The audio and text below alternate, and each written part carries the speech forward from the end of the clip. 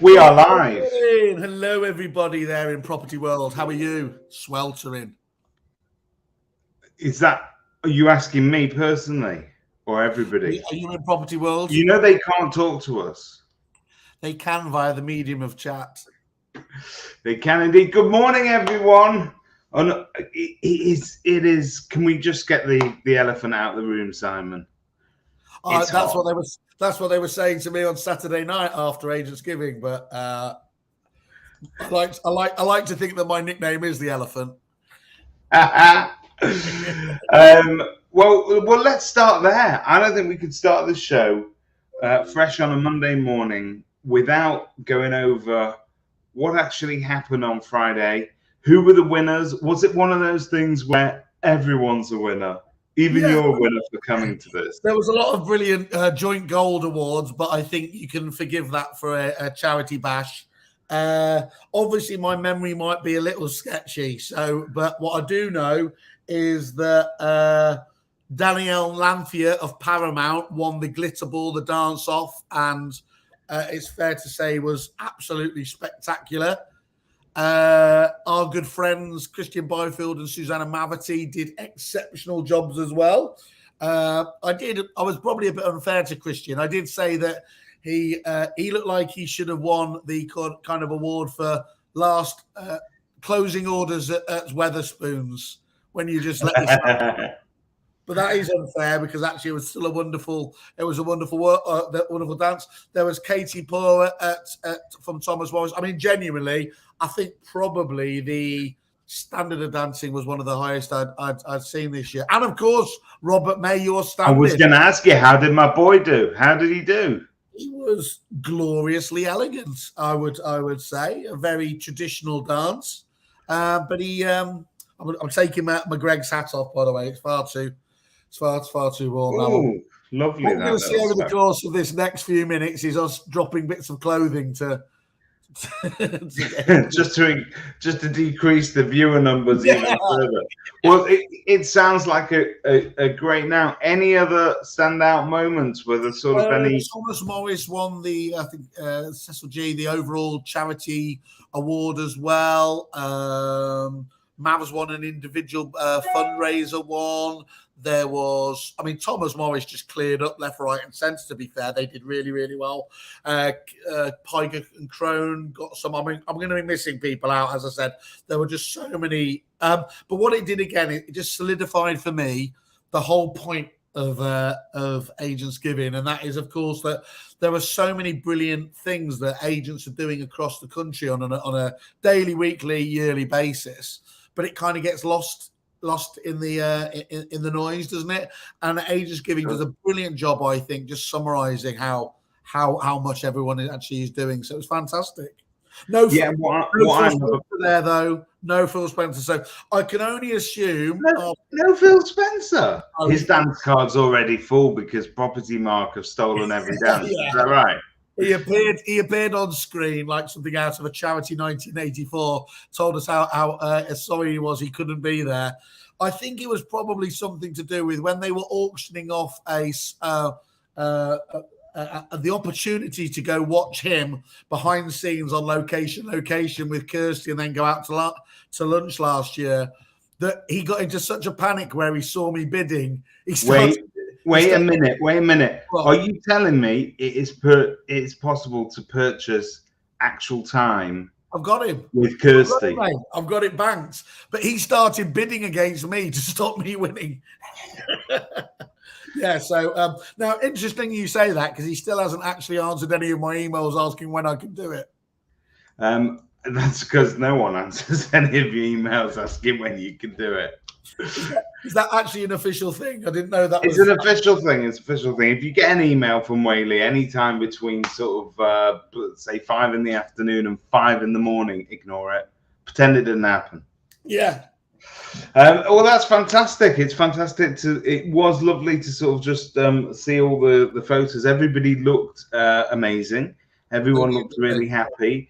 And I tell you what makes it really different from all the other industry events that take place in December, I'm going to state the absolute obvious here, is that it all seemed to be occurring in broad daylight. Yes. So So you all looked a little bit more vibrant. It was much earlier, so it kicks off at 6:30 this year because they had a lot to get in. But that was, yes, it was. And I'll be honest, you could tell that a few people took advantage of that a little bit too much. Who are we referring to? Or no, I will never. All I will say, the 72 people that came to room 115 and refused to leave. Whoever was in 114 and 116, I apologise now. It looked like an amazing day out for everybody, and I'm pleased that it happened and it passed without major whale event. So thank you for that. I've got to admit, the pants did split, but they only split after the event. So the 40-pound Teflon suit that I bought hasn't made it back. You'll be sad to hear. I was going to say, I heard you were dressed this year by Oxfam. Lovely. Yeah. It was a rainbow coloured suit, was it not? It was a rainbow coloured suit. Wokey whale. I wanted to go for every part of the rainbow that I possibly could. Super. Well, thanks for joining us, everyone, and have a wonderful week. Bye-bye. That's it. We've reviewed it. Was it hot, or did they have the aircon on? It wasn't that bad, actually, because I think because it was quite high up at the Epsom racecourse, and they had the doors just widely open, so I didn't think it was a problem. And you know me, I'm quite pathetic. I am actually probably, other than you, the most pathetic person for coping with heat in the industry, which is ironic because I was born in Kuwait, which of course should mean I have any level of empathy and understanding, but I can't cope with it. I am known for getting those sort of sweats during, in major industry events. You're very good at this. I can't help it, man. I can't help it. It's just, I get that from Pavarotti. I don't know. Sometimes I'm torn between just sit there, Dave, and look wet, or actually dab it like. I was going to say the Dowager, but Pavarotti. Okay, we'll go with. Fantastic. Well, Mr. Whale, the floor is yours. Tell the industry what they've got to look forward to this week. Well, it's the end of the world, isn't it? Yes, heat Mageddon. Well, should we tackle the Tories first? I'd love to tackle the Tories first. Let's tackle the Tories. It's interesting. I am torn now. There are a whole load of people in this race. Not that any of us has a say in what happens now, but there are people in this race that I'd never heard of before. This Penny Mordorf character, she's appeared, but like a true kind of like Disney villain. It's like everything is just hyper exaggerated about this lady, and I have to tell you, I'm torn between finding her extremely attractive and being really scared that she's going to deport my family back to wherever we came from. PM for PM. PM for PM and DM for deportation. Yeah, she really seems to be an odious character. But she just does. I mean, they're all appearing on all of these interviews, and it is something else for just people who sit on, whether it's Mr. Watkins' sofa or going in interviews. Don't book an appointment and then say I have nothing to say. I mean, it's ludicrous, isn't it? She's just not. She's saying now isn't the time to discuss this. Now is exactly the time to discuss this. I find her really, yes, unsurprisingly. Let's get one in who will make the trains run on time. Yeah, exactly. John McGee, terrible things happen in history when the trains run on time. I think we've all proven that. It's in nobody's interest, and I ain't talking about Thomas the Tank Engine. Is the sign of late trains a sign of a healthy democracy? Then is that? How I think so. But it is a bit of a laughable situation because whoever takes over now, surely they just become a caretaker government effectively because they have no real public mandate. No. Although they'll say they'll be carrying on the brave work of Boris. But the truth is, we need a general election, don't we? The only way out of it, and not least that's before Boris, let's say, gets a little bit tricksy, isn't it? Because have you seen that he met this? Honestly, I thought he couldn't do any more, but apparently he's even thinking about dropping a couple of Nadine Dorries into the House of Lords, which well, there's two hilarious things there. First of all, her in ermine and wandering around that place, but secondly as well, there would have to be a by-election. So there's the potential that he launches out of hate and selfishness on the new prime minister. He gives them a couple of early by-elections as well, which is like, wow, that's one hell of a shit sandwich, isn't it? She scares me. They're all hyper scary, these guys. I don't think there's anybody that I don't find threatening, actually. No, it's even that Kemi, she came in and then in that ITV one, I don't know if you saw that last night, it was hard to see who she didn't want to fight with. She's like the fella in the pub that goes, "Come on, man." Well, she has to make a name for herself very quick. I would. You know what? Out of all of them, I'd love her to have it for very obvious reasons, but I don't think the Tory party could stomach it. Did you see? Oh, well, I like the way you kind of said that in without saying what you needed to say.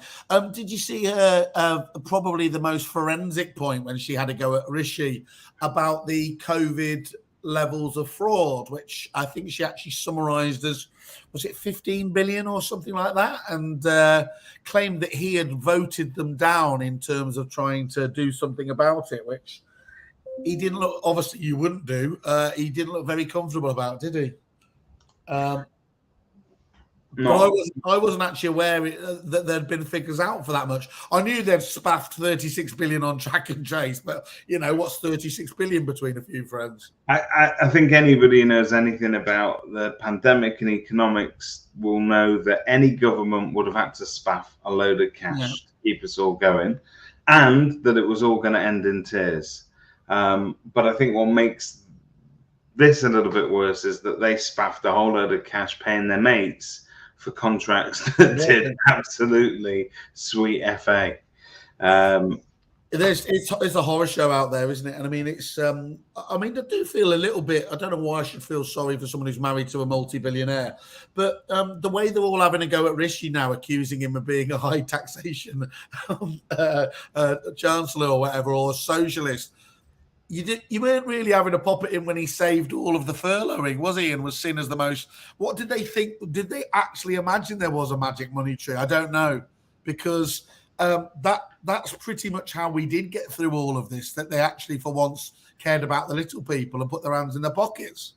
So again, and Tom McGee says it like it is. What do you think has been boosting the housing market for the past 2 years?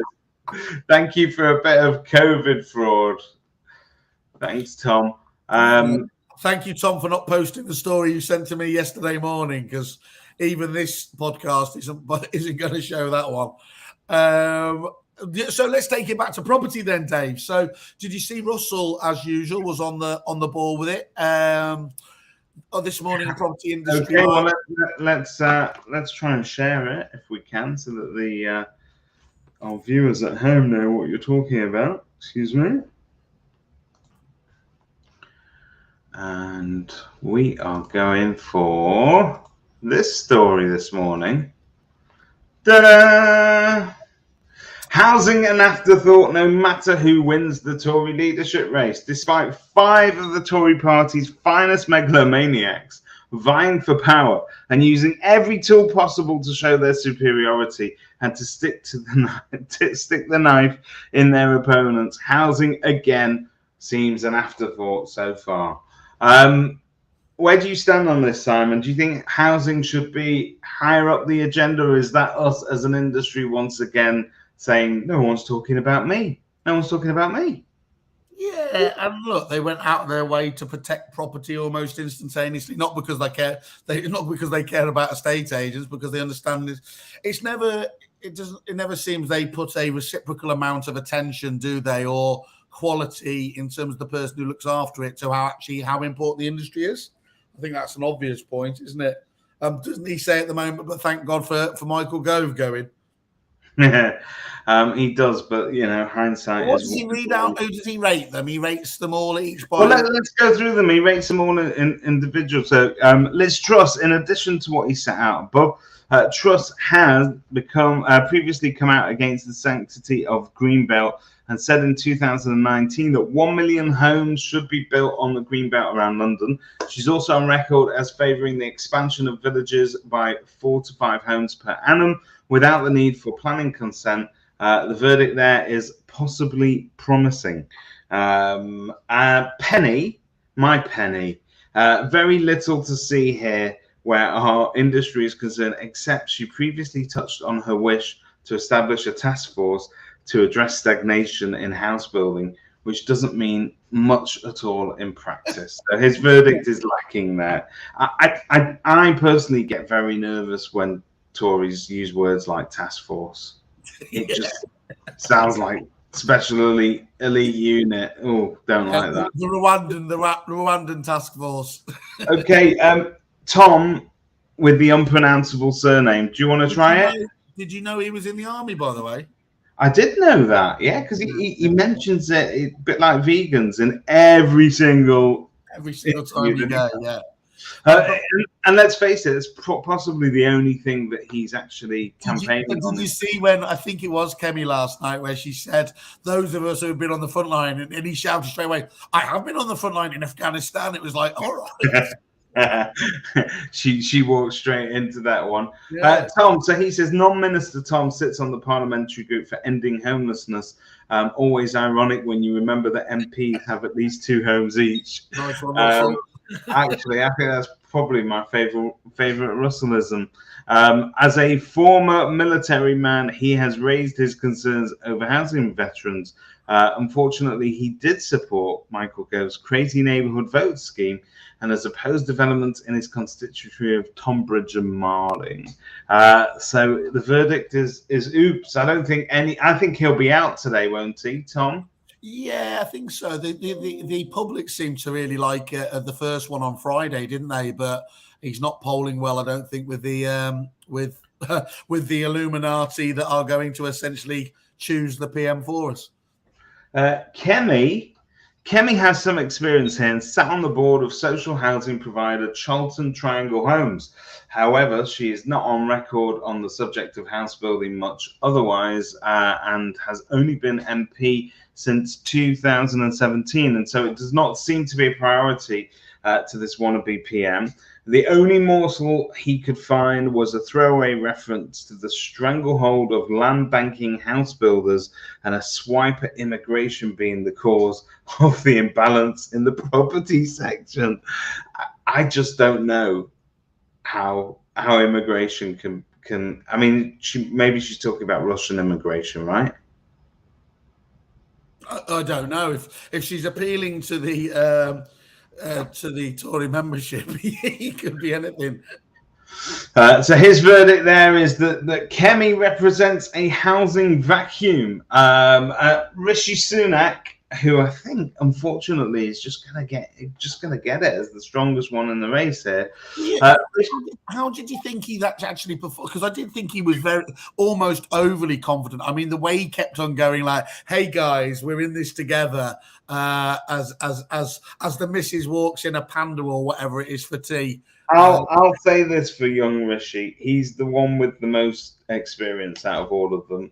You mean the most experienced at taking us into this whole shit show? Yeah, he did get us into this shit show. Listen, there were no, unfortunately, and this is the bottom line on all of this stuff, is that there are no shining knights on either side. You have Tory Stockholm syndrome, don't you? Yeah, but imagine what it would have been like under Corbyn. We'd have had all that free broadband. It would have been terrible. Yeah, your trains would. What do they say about Rishi anyway? Because you're right, they were all ganging up on him. It was a bit like bullying. I think we can all safely agree here that Corbyn would not have been the right person to have in charge during the pandemic. Yeah. That we'd still be in lockdown right now, I think, somewhere. And I just don't see Keir, other than gloating and saying, oh, no. I can't see Keir coming out with anything groundbreaking. I don't know how you feel about it.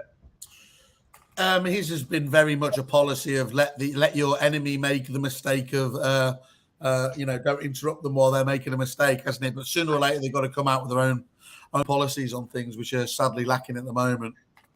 Now, let's just go back to what Russell thinks about Rishi. Rishi has delivered budgets as Chancellor that have featured housing announcements, and most notably the temporary stamp duty relaxation in 2020, the £12 billion of affordable homes programme of around the same time has stood in support of policies including opening up right to buy to housing association tenants.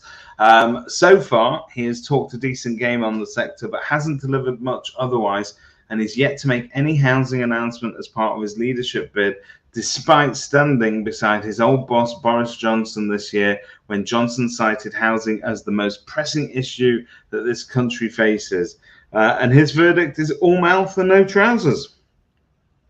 Well, there you have it.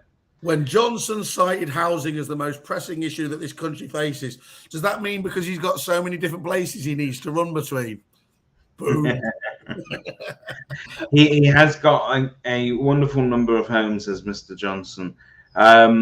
There's not much meat here from the remaining 5. Only Liz Truss commands any awareness of the challenge of building homes. What do we think about Liz Truss? I tell you what, if she tries to ape Thatcher anymore, so she was famously dressed. Did you see her on Friday with the white bow that was identical to Maggie? And last night she was. Did you see how often she was pointing like this? And she was saying, "I'm the person who's delivered." What have you delivered? You've delivered trade deals with guava halves. I mean, it's like she keeps making out that she's done all this stuff. She keeps talking about how she's led the world against Putin, like she's literally gone head to head with him. I can't stand her. Did you hear she even got lost on the way to her own election meeting as well, which is wrong. She is channeling Maggie like no tomorrow. Every single little bit of her. If you want to do that, just dig her up. Yeah, but you know what? If you're going to look back at Theresa May being at the helm of the Tory party, she got a tough time. Yeah. And I think Liz is just trying to psych herself up, isn't she? If she gets it, she needs to be like super aggressive and super hard. And who more than Maggie, Grantham's finest, after Chris Watkin, of course. But she was. She wasn't particularly bad for housing in some respects, if you want to talk right to buy. It's always those ones, isn't it, that where she's trying to appear harder and more, when she doesn't come, she's just not that sort of person, is she? Just dig her up. Simon Whale will go in the Hall of Fame of my favourite things said on this podcast. Jim, good morning, Jim. Oh, Jim won on Friday as well. Jim won an award, so well done. Jim is a superstar. Did you see him? Was he there in person? Yep, he was there in person. And I managed to grab What a gentleman. What a gentleman.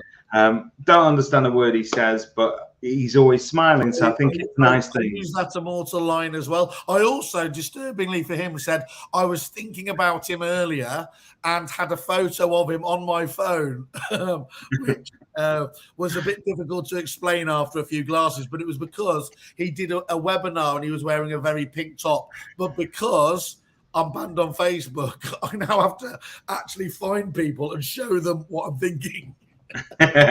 You can. When are you back on Facebook? We'll talk about that in a minute. Today's the day, your coming out day. Jim Parker, unfortunately, Sunak pinned his colours touch to Boris and will go down with him. He has too many ghosts in the closet. There you go.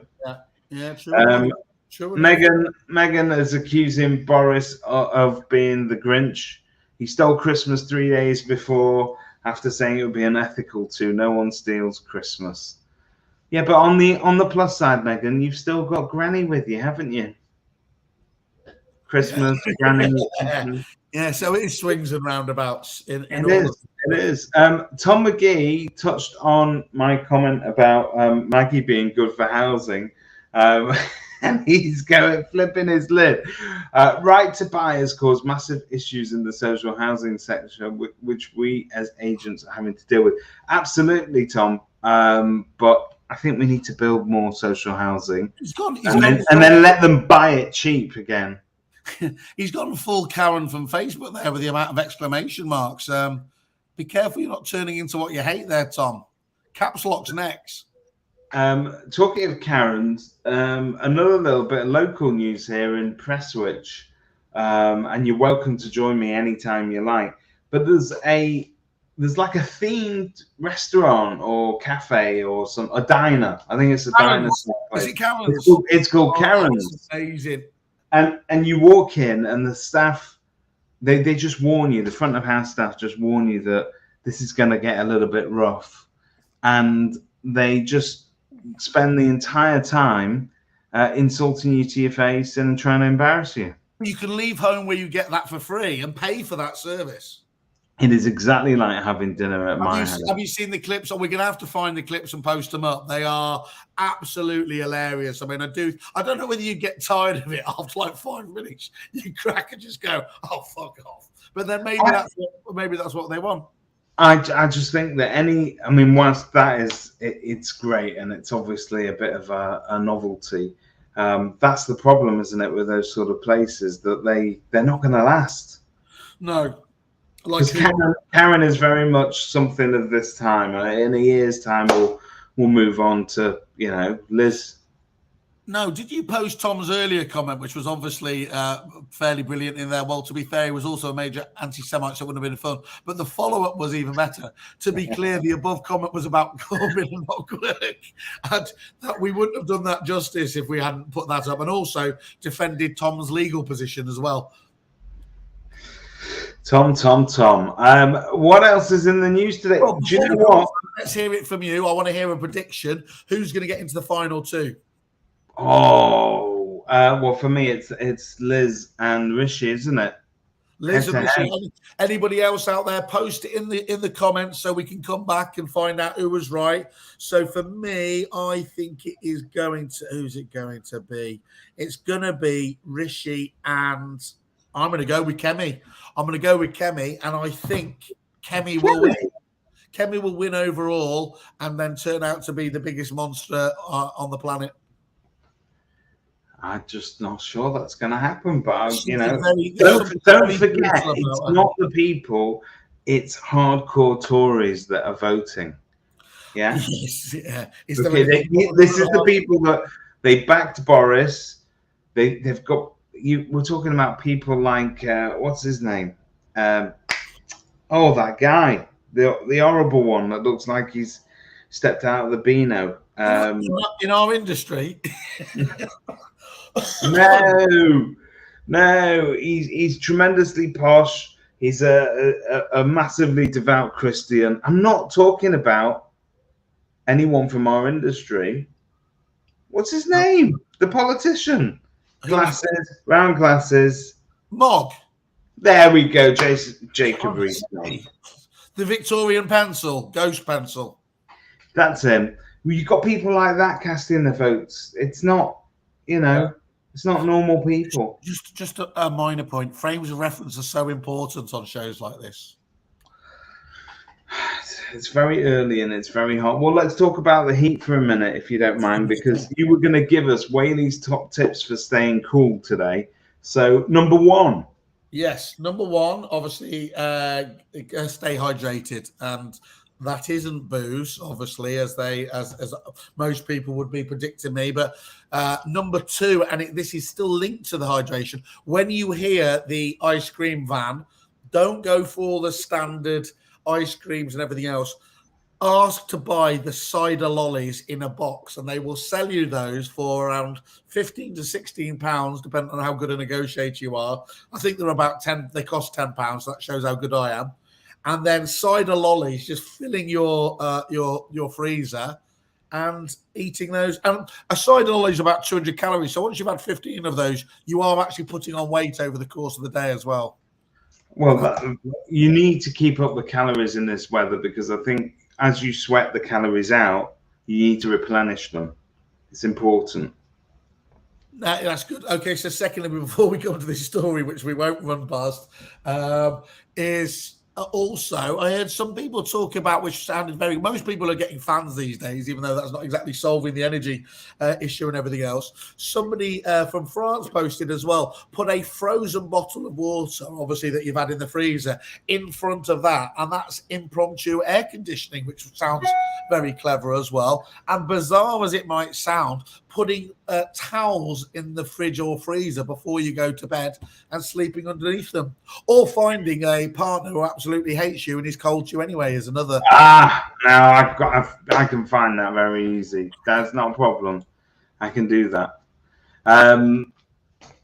Yeah, I can't. All I can tell you is it is good weather for losing weight. You certainly do. Yeah. Burn calories moving around. No two ways about it. Where do we go on the propaganda scale for this? Do we go on from the end of the obviously this whole Cobra thing is really serious and 40 degrees, unprecedented, obviously record numbers is something to be taken absolutely seriously? Or do you go at it, well, they have it as hot as this in Torremolinos, so what are we bothered about? Where are you on terms of? I think we're overreacting. I think that we always do this in this country, don't we? We tend to get a little bit excited when it isn't depressing. So if it's not raining and snowing and the trains have been cancelled because it's too wet and people are getting flooded out and all that sort of stuff that we love to see on the news, and it's not really, really cold, I think sunshine makes you happier. It makes people easier to deal with, certainly in the state agency. They just seem to be just more, the danger. So David is firmly number 9 on the Daily Mail scale. He's ignoring all the science, and hopefully his road is going to melt outside today to prove my point. And I will be sat here next week saying, I told you so. Listen to the science. Listen to the IPCC. The world is collapsing. And here you Simon Whale clinging on to we listen to the science. I think there's been some horrible stats about it, but it is hard, isn't it? Where somebody on Twitter posted from Perth, it's over 40 degrees for 6 months a year here. Are you taking the piss? But yeah, I think the issue is, as ever, we're just not equipped to deal with it. So we're not good with the snow. We're not good with the heat. We need something. We need drizzle. We need all our materials made for drizzle. Move to Manchester where it rains for 360 days a year. That'll teach you.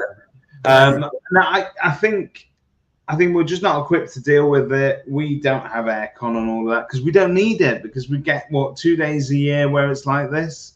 So I think for 2 days we can cope. Just people, keep your doggies inside, keep everybody cool, take off some clothes, maybe, drink, keep yourself moist. Very important. You're really going for the full moist thing. But yeah, drink, keep yourself hydrated is the word I was looking for. Keep yourself hydrated. You're pulling away from moist, are you? I thought it was quite interesting. I'm just going to post this story actually into the comments in the Negotiator, which was fairly timely. Which I'm just posting in there now.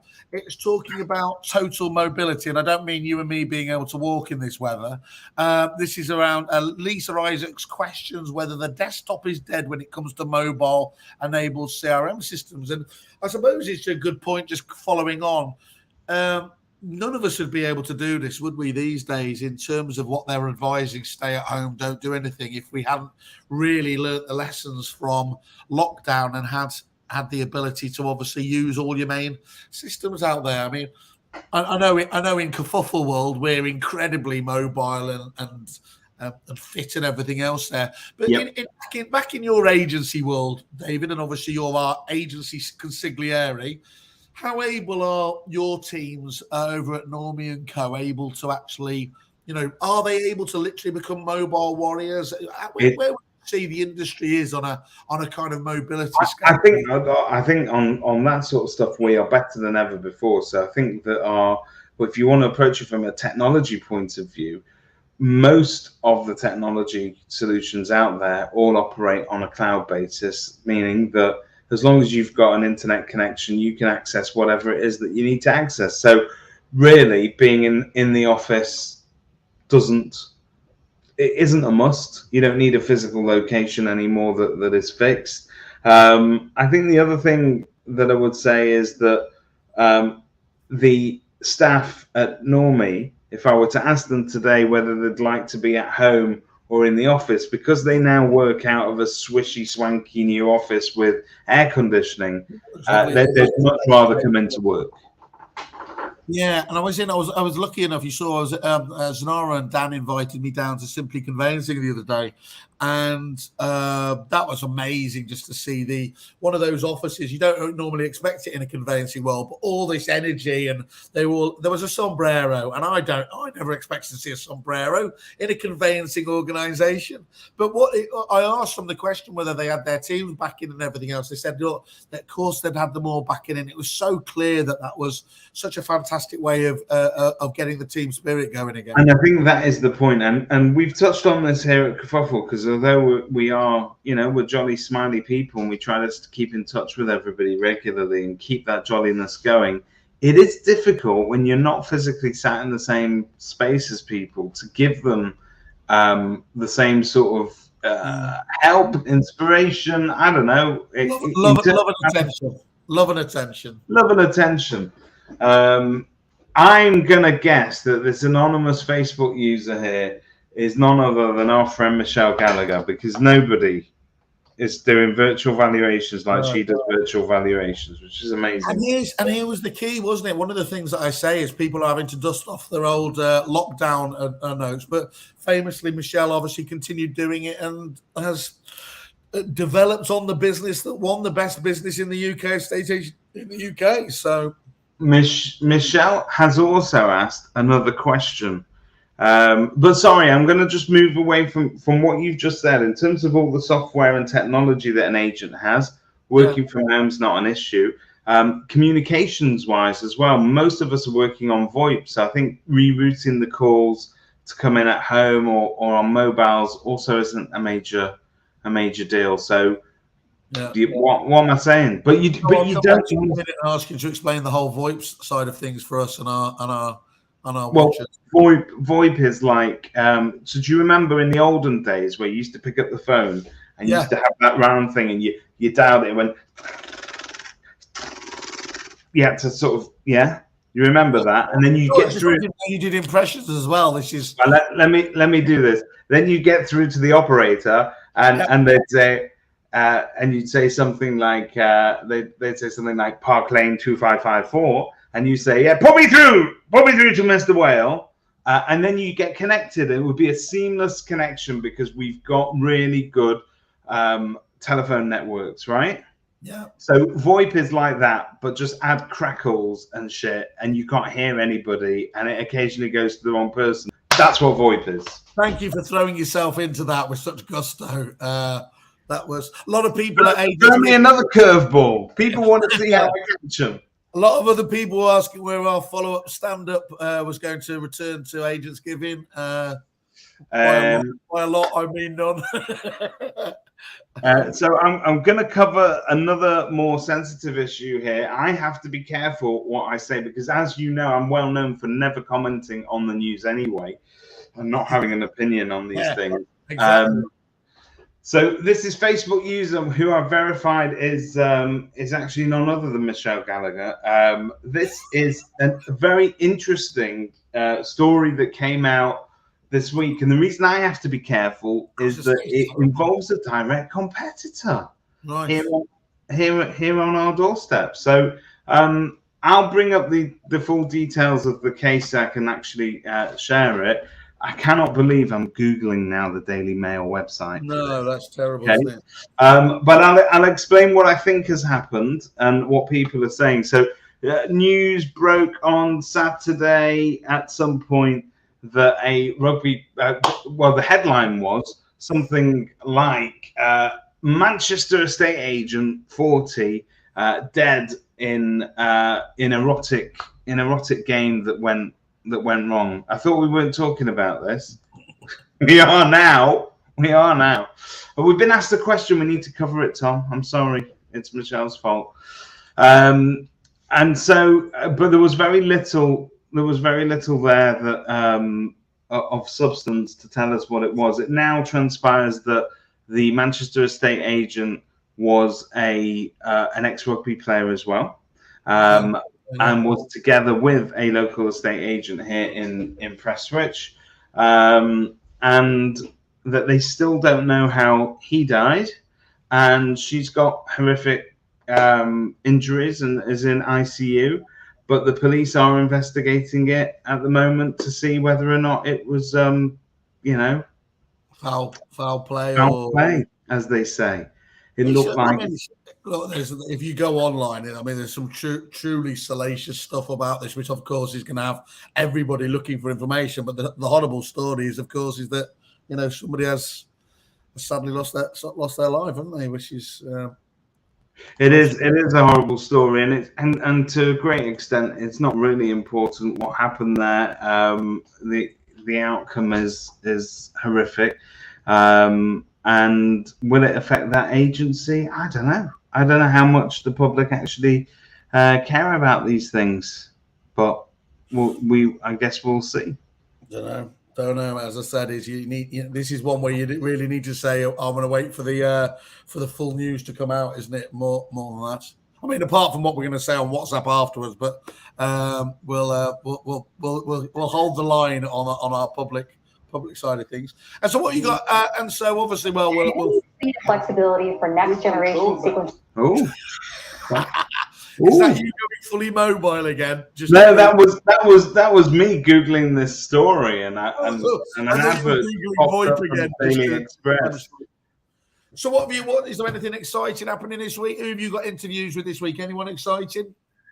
Yeah, so I am talking to Sam Hunter this week. Is one of the people that I'm talking to. So he's going to be giving us some. Is he back from his Australian jaunt? He's not. He is the man that embodies working remotely. He's all the way on the other side of the world. So we'll be talking, no doubt, at 3 o'clock in the morning his time. But he's out there. He's working. He's fully connected. I think his family are enjoying living out there, I would assume. Okay, good. Well, it's a lovely place as well. Well, I've got, and let's not forget, the big news of the week is that my final birthday celebration, and I don't care if the rails are exploding or the roads are on fire, is going to be held up in Newcastle on Thursday night. So for anybody in that northeastern region and or Scotland, I would love to catch up with you. So we're meeting at Greg's outside the train station at about 5 or 6. And then we will see what else Newcastle has to offer. I'm looking through my diary to tell you which other superstars I'm going to be talking to this week. I am going to be speaking to the lovely Annalise from Flat Fair. Yeah. Fantastic. She looks fabulous. I have got a Silver Bullet being recorded with Genmar IT. They certainly know their IT. Ashley Baroda. Do you remember Ashley Baroda? He was the guy that attempted to teach you to be a comedian. I do remember. Now this he's coming on to record some very interesting stuff for campus, all centered around what they call the IAMS project, which is a little bit, it's that red, green, blue, yellow personality type things and how it can be applied. That's got a lot in it.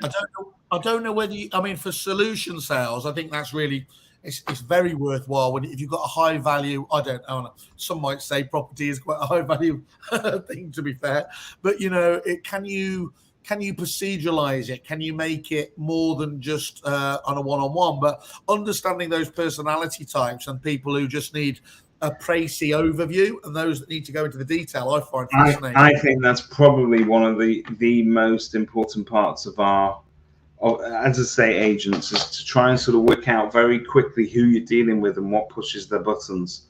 And particularly when you go into somebody's house, to try and work out what motivates them and whether or not you're going to be able to adapt quick enough to get on with them, or are they just going to think you're a wanker? Yeah. I fall into the wanker category every time, I must tell you. It's a trap. It's a trap, but I fall for it. And how empathetic did you, so if you saw, as you said, the minute you walk in the door, I'm a vegetarian, so am I. Or would you never sell yourself short like that, David? I'm always trying to understand how you estate agents think. No, and you need to mirror. I'm sorry, but you need to mirror your clients. So if they're walking around the house talking bollocks, you've got to talk bollocks as well. It's just as simple as that. People like people that understand them, particularly when it comes to estate agency. And it doesn't even need to be people going out valuing. It can also be over the phone. If you've got a property management issue, getting to know kind of how your tenants think and how your landlords think is part of that job, because you cannot communicate with everybody uniformly. You just can't, without changing your tone of voice, without changing your approach. You know that certain things are going to work better with certain people. So I really think that this profiling sort of stuff, learning the science behind it, allows you to sort of work out how to improve the process that you've been doing sort of innately. It's part of your automatic process. For people like Christian Byfield that just turned up there, we're not talking about racial profiling. Despite this government's launch to the right, we're not there at the moment. And I like your point about being empathetic and mirroring. You can see that's been a cornerstone of my approach for the property industry for years now. Learning what you guys are like and then doing the exact opposite. I've literally just had a text now, right? Go on. And this is, if I can I show it you? There you go. Yeah. Just checking this wasn't you. That is like the 12th text message I've had this weekend asking if British estate agent from Manchester 40 dead in a hotel room after erotic games. Can I say why it wouldn't be you? The reason why I started relaxing about 2 sentences down, staying at the £350 a night hotel. Exactly. No way that's him. I don't think I've ever spent £350 on a whole holiday. If it was the Florence Premier Inn, maybe, but not. You ask anybody that knows me or has met me, and indeed witnessed me sweating either online or in person, you'll know that I'm not an athlete, therefore not given to games. Even in the bedroom, the idea of an erotic game, being tied up, I'm not sure. No. I'm not sure that's ever a good thing, is it? Mr. Whale? It's not got me. I can't really go anywhere with this, but I suppose that's the whole point of being tied up. Boom, boom. Hey! I once said to someone on a vow that I was up against purple bricks, saw Jesus stuff on the wall, and was like, but why would we do viewings on a Sunday, the Lord's Day? Got the instructions, lost my own moral compass. Well done, Megan 18. That's exactly what we're talking about. Beautiful. Yeah. I think there's much more to go in there, isn't there? Things you, how did I lose my moral compass episode? Right, yeah, no, but you do. In all seriousness, you will in this job, and everybody will tell you this. You meet the full gamut of human life, particularly here in the UK. You get to see that full spectrum of all the people that you know. Some of them you love, most of them I would have to say actually you do get on with. They're good, some really, really great people out there. And then every now and again you'll walk into a total extreme caricature. So you just need to be careful how you communicate with these people, and bear in mind that you need to do something innovative. Hey, talk of innovative and the heat, Normie are giving out free bottles of water. Yeah. Ginger people this week. No, because they're an endangered species. Did you for any moment think, are we crossing a line here? Or I've got to tell you entirely, I mean, I'd love to take credit for anything, but entirely not my idea. My David Gertler and Josh, his son, came up with this fantastic thing. They saw another, I think there's a cinema in Manchester that is offering, and this is really clever, they were offering free cinema tickets to redheads because they've got air conditioning in their cinemas, which is great because nobody goes to the cinema alone, so they're always going to take some. Like the fat bastards the rest of the year. But anyway, they got hold of this, and they marched down to Costco, and they bought trays of water. And obviously, you're asking whether we crossed the line. We're not crossing a line. It's a little bit of tongue-in-cheek humor, and obviously, everybody is welcome to come down, grab a cold bottle of water, say hello to the lovely chat. You will deliver for non-day walkers, then. That's what we're. Oh, completely. Let's face it. We look after everybody. But if Christian Stott walks into the room, he gets 2 bottles as a. What? Wait 1 second. I once had a valuation where the owner said they wanted to see me pin naked to a Ouija board. Wow. Do you know check who that is. 1 second.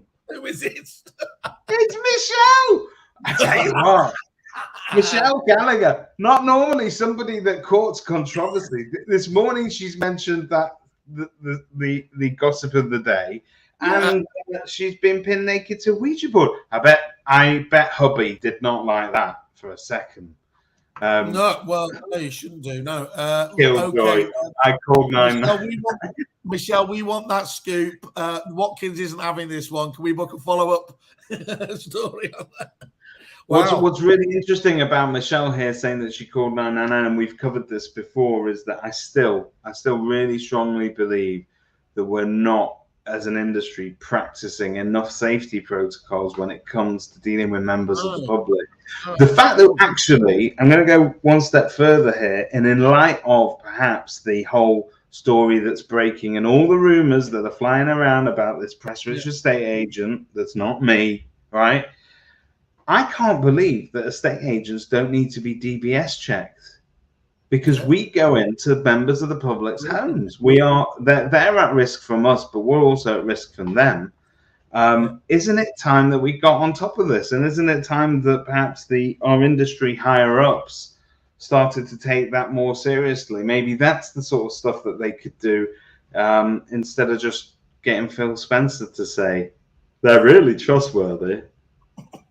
Can I just have a follow-up question to Michelle? So she said she called 999. Was that on the Ouija board? Hey! Is the Ouija board the one that spells out certain things? It spells up, you move it around like that.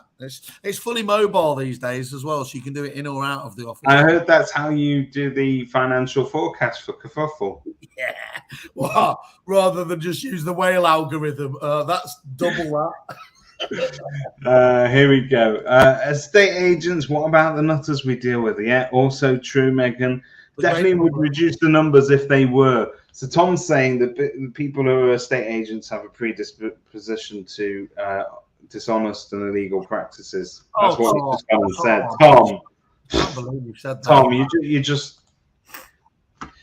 I just had our team personal safety train thanks to this podcast. Yes, I heard it went well. And I think everybody, it's good because you get a little bit of confidence building, don't you? When you've got somebody else sort of telling you, look, this is what happens. Next time Michelle hears that kind of thing from somebody, what should she do? Yes, she called 999, which is the right thing. At what stage does she notify the office? Does she, mid-valuation, actually text somebody at the office and say, oi, I've got a live one here. I'm tying together a couple of different things on this. I think people like Street, the CRM, obviously the CRM software, are starting to build in these security features into their systems as well. So that's, I mean, it's overdue, of course. Estate agents. I had an interesting one this week in terms of we run a monthly update, don't we, for video that we push out for RAN, Relocation Agent Network. You said that was a tough challenge this month. It was a tough one this month, and I'm going to explain why. And this is me being very candid. though the purpose of those monthly updates is really to give people a little bit of news about what's happening in the marketplace on a very sort of national basis. It's not localized. It's this is what's happening across the country. And generally speaking, for the last year or so, all the updates have been able to show positive increases on house prices. Rents are going through the roof. It's generally speaking good news if you're selling or you're letting, because it's been that kind of market. And I logged in to get my stats this month, and Dataloft provide some of them. Home Search provides some. We've had some from 20CI in the past. So we're getting our data from people that know data. And the issue is that was a little bit depressing. So the news in terms of the outlook doesn't look particularly rosy for everybody. In fact, you're getting those murmurs starting to come out that, you know, tenants are complaining about how they're going to be able to keep up with rent rises. There's evidence there that stock is sitting on the market for perhaps longer than it used to.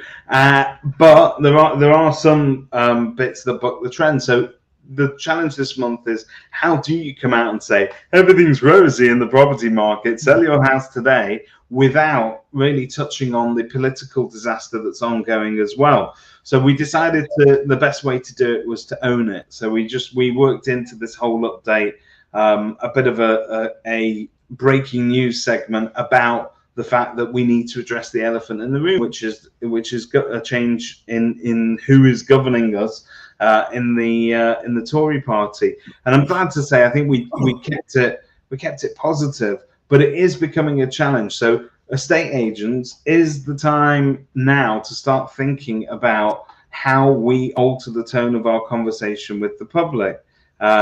We need to sort of fill them with every reason why the property market is not disappearing, it can't be ignored, and it's not going away, and that if you want to sell or let your property, we're going to do a good job of it. At the same time, we need to be managing expectations better going forward, because the market is changing. There is just too many. I mean, you can see the headlines this morning in terms of the sort of general outlook for the market. Well, there was the OTM one, wasn't there? I was talking about Mark the Civil Rights. This is leading to a steadier, more manageable environment after the frenzy of the past 2 years, a new normal or elevated version of the pre-pandemic market. And it was talking about the sentiment from on the market data as well, showing that serious buyers were determined to proceed, with 75% confident that they'd purchase a property within 3 months. Wow. The same percentages in May. Meanwhile, 81% of sellers were confident they could complete a sale within the same time frame, falling only slightly from 82% in May. And Martin Fagg, who is is the big economist that Peter Knight uses for a lot of the events, and indeed is booked again for the RAN conference in November, was making a point that, look, whilst the Daily Mail and Express like to make these big, predictions about where the market is, the market in general is collapsing, it is, from all the statistics he's looking at, just a bounce back to to normality as much as anything. And yes, there are huge supply side issues here, but in terms of everything else, he was quite actually remarkably upbeat and saying that it's just really his big danger. He was, as usual, saying the media talking yourself into a recession. Yeah, well, that's true. I think the British public are particularly sensitive to the message in the media. We tie it back to the beginning in terms of the weather, politics. We're muggle drones. Who knows? I think Michelle probably says it best. She says that you just have to be honest in your monthly updates. You do have to be honest. We do need to slowly change that rhetoric. You don't want to send people panicking. And the worst thing in the world that we could do is just pile on, because the press, as you've just pointed out, Simon, will do the job for us. So the minute things start to cool off, the press headlines will be full of market crashes, and some idiot will be giving an interview about things like negative equity, which we're so far off, aren't we? We're just so far off that sort of stuff. But it's worth changing the tune ever so slightly, and educating the public in a positive way, if you can do it. And it is challenging. We have always, our core thing has always been about education, hasn't it, David? So what could be a nicer way to finish off the show? Education, education, education. There you go. Stay hydrated, stay hydrated, stay hydrated. And if you've got a paddling pool, that's probably the best advice. Go and sit in your paddling pool, take your laptop and keep it dry. Keep yourselves hydrated. And Mr. Whale, please, please, please don't be a hero. We know you're really ginger underneath all of that hair. I will stay as moist as I possibly can do, David. Hopefully you two can, and everyone in Property World, stay safe this week. Thank you. And on that note, goodbye.